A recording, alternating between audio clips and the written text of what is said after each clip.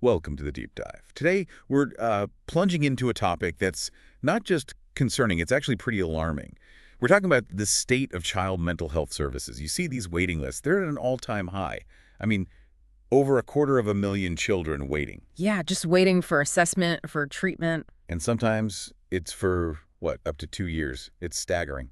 It really is. And the usual response you hear from government, from organizations. Well, staff, right. Just hire more mental health professionals. Yeah. Drastically increase the numbers. Exactly. And look, as our source material puts it, suggesting more professionals is unexceptionable. I mean, who's going to argue against more help? Right. Sounds logical. But the argument we're looking at today suggests it's maybe not that realistic.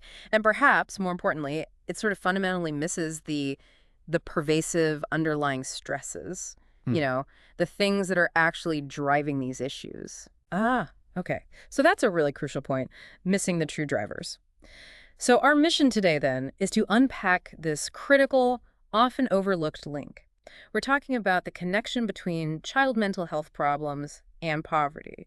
We want to explore why poverty is so important here, how its impact might differ across conditions, and what actual solutions are maybe being proposed to tackle this foundational issue. Okay, let's unpack this. So our sources really lay down quite a radical truth, actually. They critically argue that focusing only on increasing mental health staff numbers, well, it isn't really rational, not when the stress is causing the problems just keep going, unchecked. Right, you're just treating symptoms, not the cause. Precisely. And they even suggest, maybe controversially, that providing really early intervention could inadvertently lead to higher reported prevalence figures. How so? Well, and maybe even longer waiting lists, because you'd be identifying lots of milder problems, the kind that might actually resolve on their own without formal intervention. Interesting. So if it's not just a shortage of professionals, what are these stresses, these things that, produce child and adolescent mental health disorders? Could you give us a clearer picture from the sources? Yeah, sure. The common adverse influences that get highlighted are things like, well, maltreatment, all types, disharmonious family relationships. Like parental conflict or family breakdown. Exactly. Then there's academic failure, parental mental illness, brain dysfunction is mentioned, and also a lack of community support.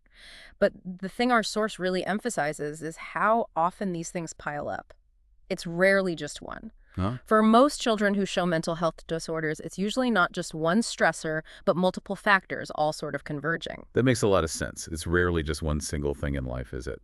So if we connect this to the bigger picture, then, is there like a common thread, something running through many of these different stresses? Absolutely. And this is central to today's discussion. One common factor underlying many of these stresses, and therefore, indirectly, these mental health problems, is poverty. Poverty. Yeah. And what's particularly striking, the source points out, is that while many professional bodies or voluntary organizations don't often mention it, the Royal College of Pediatrics and Child Health, they have actually in recent years explicitly pinpointed poverty as a really significant stress. Okay, so that's a major institution highlighting it. It's easy to just assume poverty hits all mental health issues in the same way, like a blanket effect. Right. But our sources, they actually draw a really important distinction here, don't they? It's not quite that simple. That's exactly right. It's nuanced. For some conditions, think eating disorders or autism, poverty is seen as relatively unimportant in their sort of direct development. Okay. Now, that's not saying low-income families aren't burdened. Of course they are. For instance, parents of children with autism, they'll definitely face bigger problems accessing the right services compared to families with more money. Sure, access is different. Right. But poverty itself isn't seen as a direct cause of the condition itself. Then you've got this middle group of problems where poverty's contribution is, well, variable. Most depressive and anxiety disorders seem to fall here. Variable how? Can you give an example? Yeah, so think about a child whose single mother is really struggling, maybe with debt, maybe hunger, living in cramped housing. That child faces a pretty high risk of poverty-influenced depression. Okay, clear link there. But on the flip side, depression can also happen in a child from a very wealthy family, maybe going through a really acrimonious parental separation. Income isn't the stressor there at all. Right, different triggers.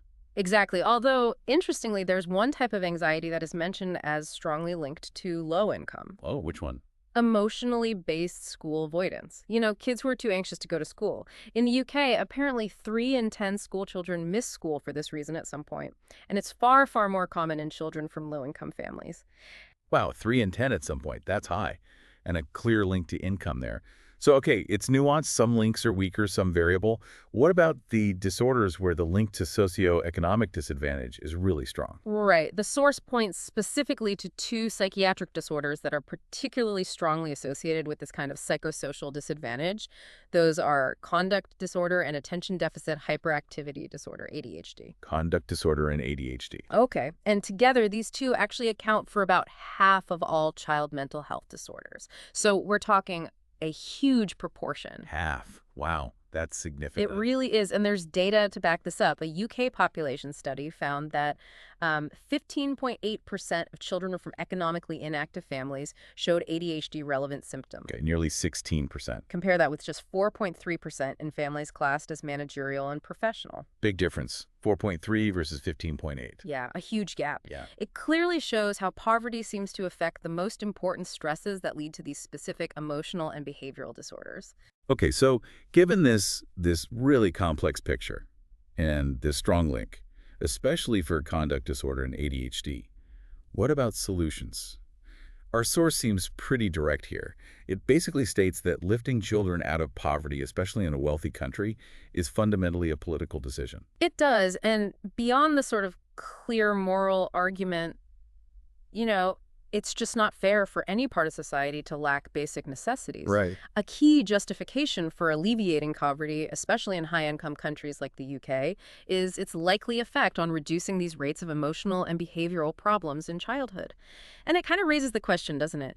If we could reduce these problems so significantly by tackling poverty, why wouldn't we prioritize that? It seems logical. And when we look at, say, current benefit systems, the source notes they just haven't really kept pace, have they? With the cost of living rising so much. No, that's a major point. They've fallen behind. But the source does suggest a couple of alternative approaches, ways to maybe directly reduce poverty levels. What are they? Well, the first one mentioned is universal basic services. Universal basic services. So modifying the system. Yeah, basically ensuring that core services like, say, food and adequate housing are freely available to everyone. Kind of like how we think about healthcare and education being universal, at least in principle. Okay, so extending that universal provision. And the second? The second is universal basic income, or UBI. You hear quite a bit about this now. Right, UBI, that's the unconditional payments. Exactly. Unconditional cash transfers to citizens, or maybe just to those below a certain minimum income level.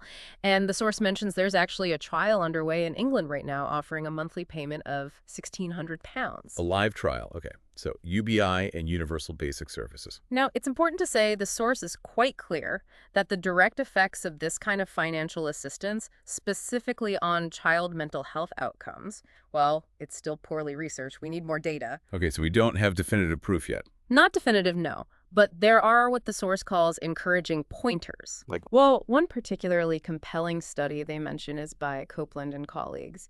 It looked at families who, years ago, had received a significant unexpected cash payment, actually from a casino opening on Native American land. And this study found continuing positive effects on the rates of conduct disorder in the children from those families 20 years later. 20 years. That's a long-term impact. It really suggests it's not just a quick fix, It hints at a potential generational shift in well-being stemming from that financial boost. Okay, that's fascinating. So if poverty is such a core issue and these potential solutions exist, what does this all mean for the mental health professionals? The ones actually working with these children and families on the front lines? It's a really important question. Obviously, they can't directly alleviate poverty themselves. That's not their role. Right. But the source argues they absolutely need to be exerting pressure on policymakers, people who do have the power to change things. And on a more local level, pressuring local authorities to provide necessities, making sure families they work with are actually getting all the benefits they're entitled to.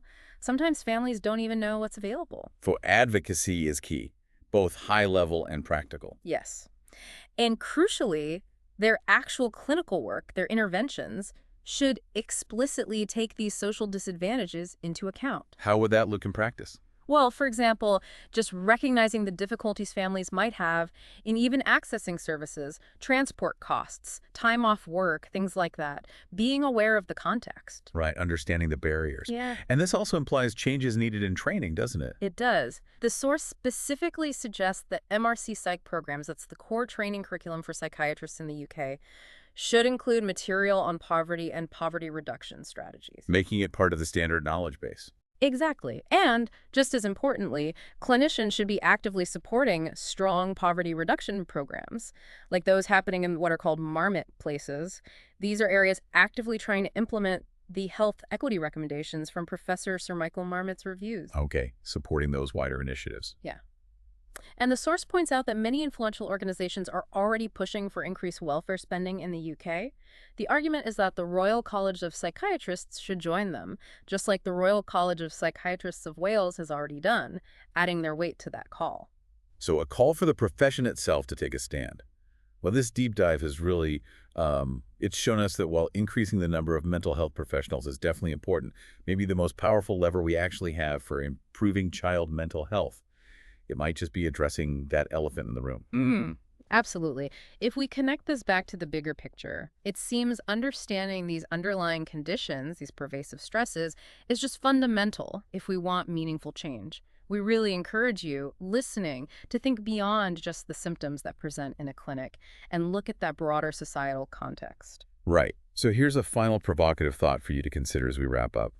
If we truly want to support the mental well-being of our children, how much of our focus perhaps needs to shift?